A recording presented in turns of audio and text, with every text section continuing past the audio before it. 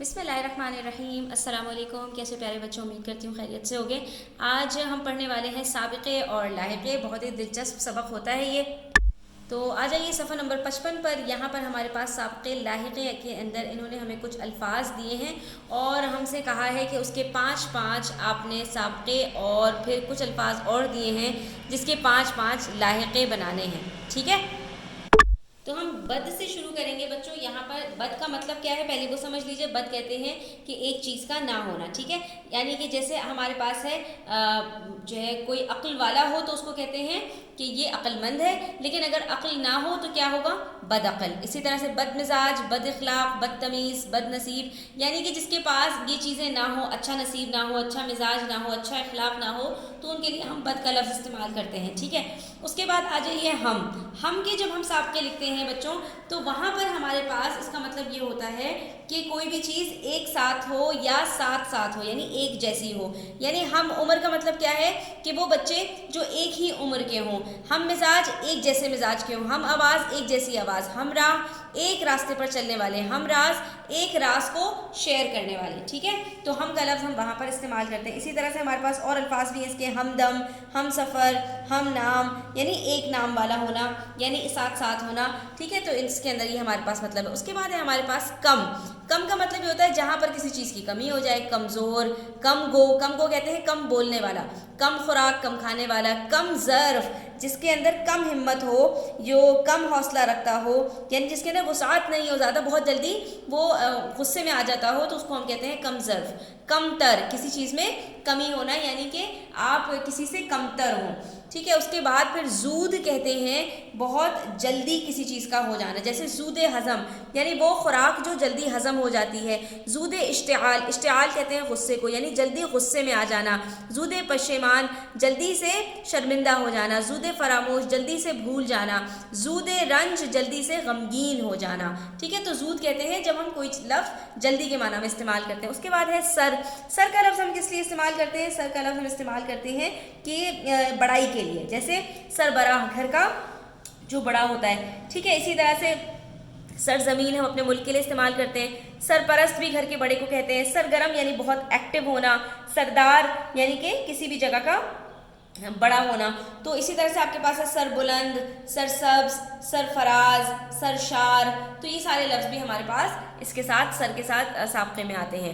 اس کے بعد ہے ہمارے پاس نا کا لفظ۔ تو اس کے لیے ہم کیا لفظ بنا سکتے ہیں؟ نا اہل، نا سمجھ، نا تواں کہتے ہیں کمزور کو، ناکام، نا مراد۔ اسی طرح سے ہمارے پاس ہے الفاظ یہاں پر نامکمل، ناممکن، ٹھیک ہے۔ تو یہ سارے الفاظ ہمارے پاس آتے ہیں کہ یعنی کہ ایک چیز جب آپ کے پاس نہ ہو، یہ بالکل اسی طرح ہے جیسے بد کا لفظ ہم استعمال کرتے ہیں، ایسے ہی ہم نا کا لفظ بھی استعمال کرتے ہیں۔ اس کے بعد ہم چند لاحقوں کو دیکھ لیتے ہیں۔ لاحقے کس کو کہتے ہیں؟ جو لفظ کے آخر میں لگایا جاتا ہے، ٹھیک ہے۔ جیسے بان، کہ ایک آپ کے پاس اس سے پہلے کچھ لگا ہوگا اور بان آپ کے پاس آخر میں آئے گا۔ اسی طرح کدا، گر، زار، ور اور دار، یہ سب الفاظ آپ کے پاس آخر میں لگتے ہیں، اس لیے ہم اس کو لاحقے کہتے ہیں۔ لاحق سے لاحقے، لاحق کا مطلب ہوتا ہے کسی چیز کے ساتھ اٹیچ ہو جانا، لاحق ہو جانا، لگ جانا، ٹھیک ہے۔ تو یہ الفاظ بھی کسی لفظ کے ساتھ آخر میں لگ جاتے ہیں۔ تو اب یہ جو ہمارے پاس لفظ بان ہے، اس کا مطلب کیا ہوتا ہے؟ اس کا مطلب ہوتا ہے کسی کا محافظ، مالک، یعنی رکھوالی کرنے والا، دیکھ بھال کرنے والا۔ جیسے کہ ہمارے پاس ہے دربان، باغبان، مہربان، میزبان، فیل بان کا مطلب جو ہاتھیوں کو دیکھتے ہیں، جیسے سورہ فیل ہے نا، فیل کا مطلب کیا ہوتا ہے؟ ہاتھی، تو یہ لفظ عربی سے لیا گیا ہے۔ فیل بان کا مطلب ہے ہاتھیوں کی رکھوالی کرنے والا، ہاتھیوں کا جو مالک ہوتا ہے۔ اسی طرح سے شتربان، شتر مرغوں کی جو رکھوالی کرتا ہے۔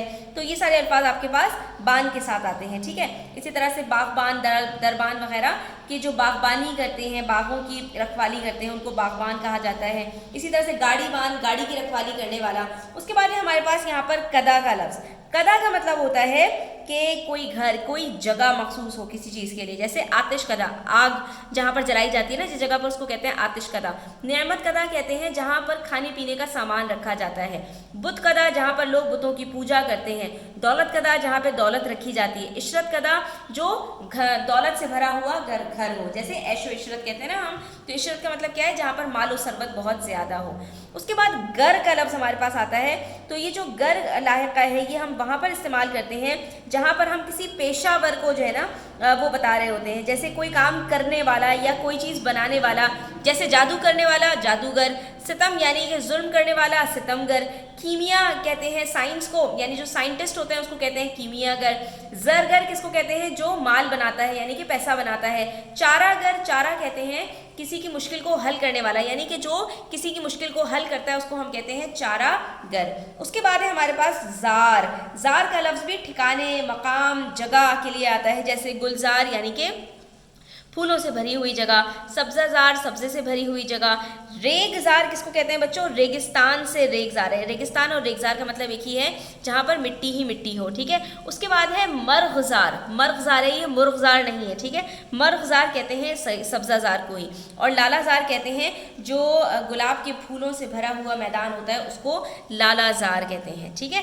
तो ये ज़्यादातर अल्फाज हमारे पास या तो रेगिस्तान के लिए इस्तेमाल होते हैं और या फिर सब्ज़ाजार वगैरह के लिए इस्तेमाल होते हैं, जहाँ पर बहुत ज़्यादा बागबानी वगैरह हो।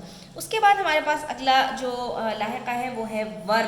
वर कहते हैं बच्चों कि जो भी चीज़ आप कोई काम करने वाला जो होता है ना उसको कहते हैं। दानिशवर यानी कि दानिश वाला, अक्ल वाला, दानिश कहते हैं अक्ल को। नामवर नाम वाला जिसका नाम हो। सुखनवर शेर कहने वाला, सुखन शेर को कहते हैं यानी शायर। इसी तरह से ताजवर ताज वाला, कौन होता है बादशाह। नुक्तावर, नुक्ता कहते हैं बारीक बीन, यानी कि जो बहुत समझदार हो, जो बारीक बातें समझने वाला हो उसको हम कहते हैं नुक्तावर, नुक्ता समझने वाला। उसके बाद है दार का लफ्ज़। तो दार का लफ्ज़ हम कहाँ पर इस्तेमाल करते हैं, दार का मतलब होता है कोई भी चीज़ रखने वाला, यानी किसी का जिम्मेदार, जैसे जिम्मेदार होता है यानी किसी चीज़ का जिम्मा निभाने वाला। ज़मींदार ज़मीन रखने वाला, ताजदार ताज रखने वाला, जानदार जान रखने वाला, मालदार माल रखने वाला। तो यहाँ पर बच्चों हमने बहुत सारे साबके और लाहिके सीखे और उनसे मज़ीद हमने साबके लाहिके बनाना सीखे। तो यहाँ पर जैसे आपके पास चौकीदार, पहरेदार, दिलदार और भी आपके पास दार से ये अल्फाज आते हैं, ठीक है। इसी तरह से ज़ार की अगर बात करें तो हमारे पास यहाँ पर चमनज़ार, गुलजार, सब्ज़ार वगैरह ये सब आते हैं। और गर के अंदर भी हमारे पास बच्चों आते हैं, जैसे चारागर, तवंगर, बाजीगर, सौदागर। तो ये सारे अल्फाज बच्चों जितने ज़्यादा आप याद करेंगे उतना आपको फ़ायदा देंगे। तो आज की वीडियो आपको कैसी लगी कमेंट सेक्शन में ज़रूर बताइएगा। अच्छी लगी हो तो लाइक भी कीजिएगा और अपने फ्रेंड्स के साथ शेयर कीजिएगा ताकि ज़्यादा से ज़्यादा बच्चे इससे फ़ायदा उठा सकें। उम्मीद करती हूँ आपको पसंद आई होगी, तो चैनल सब्सक्राइब करते जाइएगा। अपना ख्याल रखिएगा। अल्लाह हाफ़िज़।